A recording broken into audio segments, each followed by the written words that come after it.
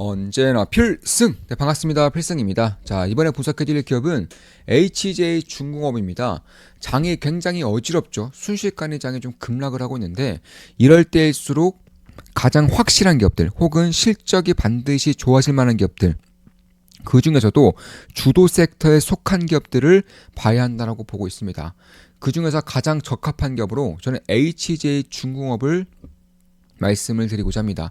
HJ중공업은 저 같은 경우도 굉장히 큰 비중으로 현재 투자를 진행하고 있죠. 최근에 현금 비중을 좀 많이 늘렸다가 HJ중공업은 수익 실현을 꽤나 많이 했다가 오늘 다시 한 번 더 추가 매수를 좀 진행을 하고 있습니다. 예, 저는 추가 매수를 진행했고 추가 매수를 진행한 단가 대비 지금 약간 더 빠져 있는 상태입니다. 따시. 네. 그래서 현재로서는 뭐 굉장히 큰 수익이지만 수익 실현한 것들을 저는 다시금 잡아 나가려고 준비를 하고 있는 것입니다.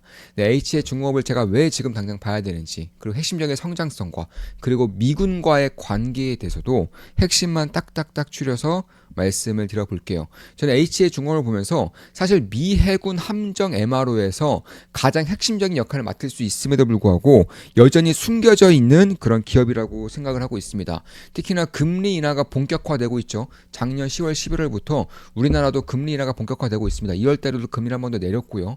이런 와중에 가장 큰 수혜를 볼 수 있는 기업 중 하나가 바로 HJ중공업이에요. 왜냐하면 부채 비율이 상당히 많기 때문에 그런 것이고, 이 조선뿐만 아니라 건설 쪽도 같이 하고 있기 때문에 사실 금리가 0.25%씩 내릴 때마다 실적이 100억 원 정도씩 올라오는 그런 어마어마한 효과를 내고 있기 때문에 그런 것들을 본다면, 그리고 금리 인하 그리고 미군 함정에 있어서 미군 이제 군함 MRO에 있어서는 가장 큰 수혜를 볼 수 있는 그런 기업 중 하나라고 생각을 하고 있는 것입니다. 일단 트럼프 미국 대통령이 사실 우리나라의 조선업에 대해서 얼마나 큰 관심을 가지고 있는지는 누구나 알고 있는 사실일 것 같아요. 그에 따라서 현대중공업 그리고 하나오션의 대장주로서 역할을 하고 있지만, 사실 처음에 그 첫 번째로 내놓을 수 있는 그런 수주 같은 경우는 사실 뭐 찌끄레기라고 하면 찌끄레기고, 아니면 짜친다고 하면 짜친다는 것인데, 한 대당 한 몇백억 대, 수백억 대 정도의 MRO가 있을 거예요. 그러니까 처음부터 막 군함을 주고 한 번 할 때마다 1,000억 이상씩 수익을 낼 수 있고 그런 식의 MRO가 아니라 그냥 경비정 정도, 소형함 정도, 이런 정도만 MRO를 시작할 것으로 보고 있습니다. 특히 이쪽 함정 쪽, 군함 쪽 MRO는 정치적인 상황과도 굉장히 밀접한 연관이 있기 때문에 한국에서 정치가 어떤 식으로 흘러갈지에 따라서도 저는 굉장히 달라질 거라고 보고 있어요. 이에 따라서 한국 기업들이 수혜를 볼 것인지 혹은 일본 기업들이 수혜를 볼 것인지가 결정날 것이라고 보고 있습니다. 다만 정치적인 상황이 어떻게 움직이든 결국 미군 같은 경우는 소형함 정도는 우리나라 MRO를 줄 수밖에 없어요. 왜냐하면 미국 내선 당연히 못하고요. 일본도 캐파야 한계가 있기 때문에 결국 처음으로 나타나는 소형함 같은 경우는 우리나라에서 어떤 노이즈가 발생을 하든 결국 진행이 될 것이라고 생각을 하고 있습니다. 이에 따라서 소형함 MRO 혹은 경비정 MRO를 가장 잘할 수 있는 기업 중 하나인 HJ중공업을 좀 보고자 합니다. 그래서 저는 결론부터 말씀드려서 미군 군함 함정의 MRO를 HJ중공업이 수주받을 수 있을 거라고 생각을 하고 있는 거예요. 현대중공업, 하나오션이 하지 않는 것들을 토스를 받아서든 아니면 HJ중공업이 수주를 받아서든 어떤 식으로든 저는 MRO를 받을 것이라 생각을 하고 있는 것이고, 그때는 지금과는 전혀 다른 그런 밸류에이션을 받을 수 있을 거라고 생각을 하고 있는 것입니다.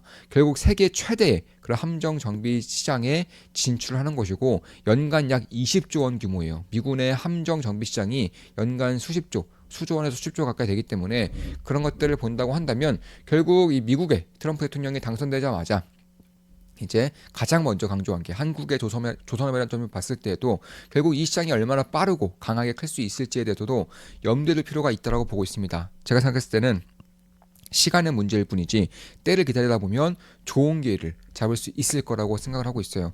이에 따라서 최근에 HJ중공업은 현금화, 수익 실현을 꽤나 했지만 오늘로써 다시 한 번 더 추가 매수를 진행한 이유도 저는 결국 이러한 이유에 있다고 보고 있어요. 만약에 여기서 지지란이 깨질 경우에는 저 같은 경우도 다시 한 번 더 수익 실현을 더 비중을 늘릴 수도 있겠지만, 그게 아니라면 지금부터 추가 매수를 진행해 나갈 수도 있다, 이렇게 말씀드릴 수가 있겠습니다.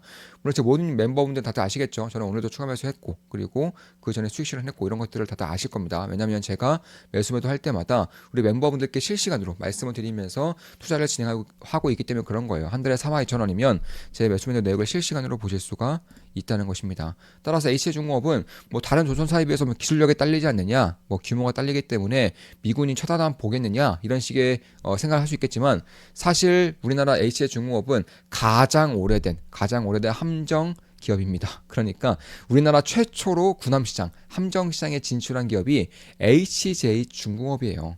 이쪽에 대해서는 특히나 특수선 혹은 소형함 이런 쪽에 대해서는 거의 타의 추정을 불허할 정도의 기술 경쟁력을 가지고 있다고 해도 과언이 아니라는 것입니다. 특히 공기부양 고속 착륙전이라던가 혹은 소형함이라던가 혹은 경비정 이런 것들은 특히나 더 특화되어 있기 때문에 결국 미군에서 가장 첫 번째로 필요로 하는 M1 쪽이 이런 쪽이에요.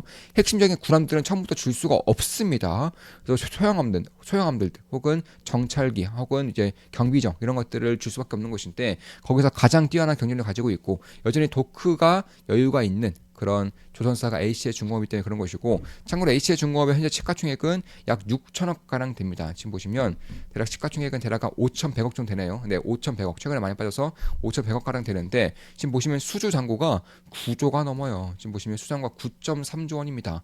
그러니까 수주 잔고에 대비해서 시가총액이 0.6배 정도, 0.5배 정도, 0.05배 혹은 0.06배 정도밖에 안 되기 때문에 뭐 다른 조선사에 비해서는 압도적인 저평가라고 할 수 있습니다. 물론 HJ중공업은 수창고에서 대부분이 건설 쪽이기 때문에 이에 따른 것들을 차치하고서라도 조선 부분에서도 작년에만 무려 1.7조 원 이상 수주를 기록했어요. 대부분 컨테이너선들, LNG 추진선들을 이제 건조를 한 것인데 이에 따라서 실적에 대한 폭발적인 성장이 저는 당장 올해 1분기부터 발생할 거라고 생각을 하고 있습니다.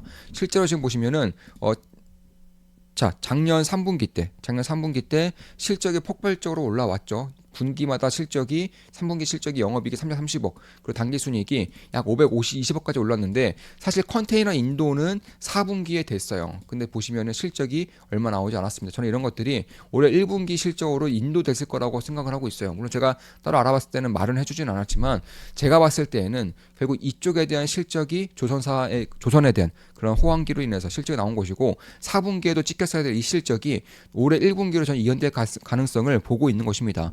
따라서 1분기 실적에 다가오면 다가올수록 HJ중공업은 기대감이 크게 낄 수밖에 없다라는 것을 염두에 둘 필요가 있다라는 거예요. 뿐만이 아니죠. 하나시스템과 협력을 강화함으로써 본격적으로 함정시장에 진출을 하고 있습니다.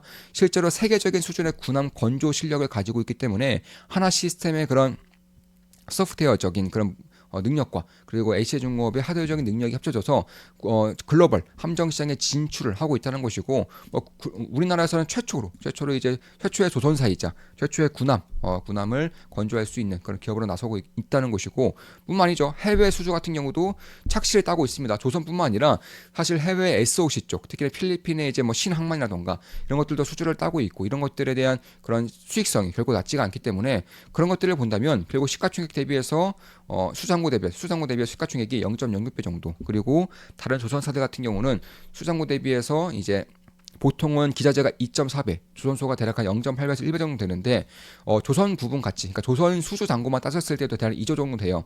총 수장고가 9.3조이고 조선만 약 2조 정도 됩니다. 그리고 이런 것들을 시가총액 나눴을 때 약 0.3배, 0.4배 수준이기 때문에 그런 것들을 감안한다고 하더라도 결국 다른 조선사에 비해서도 거의 절반 이상 저평가를 받고 있다 이렇게 보실 수가 있습니다.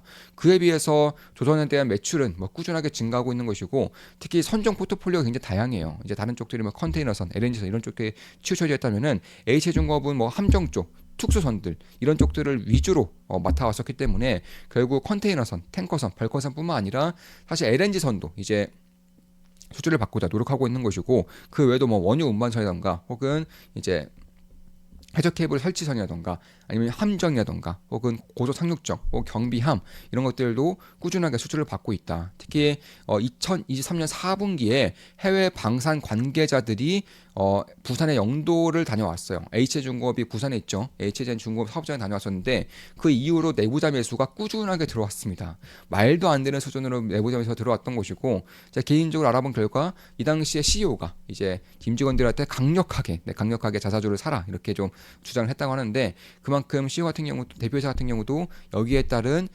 그런 확신이 얼마나 큰지를 알 수 있는 것이고, 사실 제가 봤을 때에는 시간 문제라고 보고 있는 거예요. 저는 해외에 대한 MRO가 머지않아서 저는 수주를 받을 수 있을 거라고 보고 있는 것이고, 물론 이런 것들을 공시를 하느냐 하지 않느냐는 HC중공업에 따른 그런 경영 전략이라던가 혹은 상대방의 요청 이런 것들에 따라서 자세한 내용을 공개하느냐 그렇지 않느냐에 따라서 달라지겠지만, 어쨌든 실적을 봤을 때 MRO에 대한 그런 기대감을 충분히 키울 수 있다고 생각하고 있는 것이고, 조선 부분의 수주액이 뭐 매년마다 2배 이상씩 올라오고 있고, HC중공업은 2022년부터 본격적으로 조선 수주를 받고 있기 때문에 그에 따라서 여전히 좀 도크에 대한 그런 여유가 있는 상태이고, 그에 따라서 조선에 대한 그런 수익성이 훨씬 더 좋은 상태라는 것을 봤을 때에도 저는 올해 1분기부터 당장 실적이 폭발적으로 올라갈 것이라고 보고 있고요. 올해 내내 실적이 굉장히 좋아질 것이라고 보고 있습니다. 그에 따라 작년 3분기 같은 실적이 저는 내년부터는 뭐 완전히 본격화될 것이고, 올해 같은 경우도 본격적인 턴어라운드가 진행될 것이고,